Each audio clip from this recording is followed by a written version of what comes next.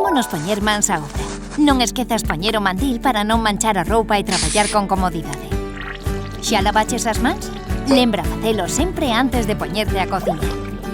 Toma nota dos ingredientes e utensilios que necesitas. Se preparas todo de antemán, será moi fácil seguir a receita paso a paso. Lembra pedir axuda a un adulto para acender e apagar o lume ou o forno e para usar aparellos eléctricos como o bateador. Trapos e manoplas poden ser os teus grandes aliados para suxeitar as cousas quentes e tamén para limpar. Lava todo o que vayas usando a medida que realices a receita. Así non se acumularán os pratos suxos e será máis fácil limpar despois.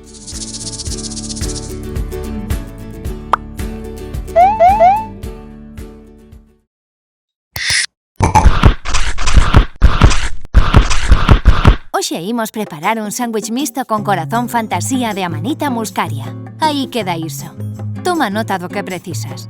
Unha tixola, un cazo, unha espátula, un coitelo e un escarbadentes.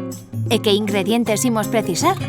8 rebanadas de pan de molde, 4 rebanadas de queixo, 4 rebanadas de xamón cocido, 4 ovos, 2 tomates maduros, sal, 2 culleradas de maionesa e manteiga. Xa o tes todo? Pois comezamos. Primeiro coce os ovos en auga con sal durante 10 minutos.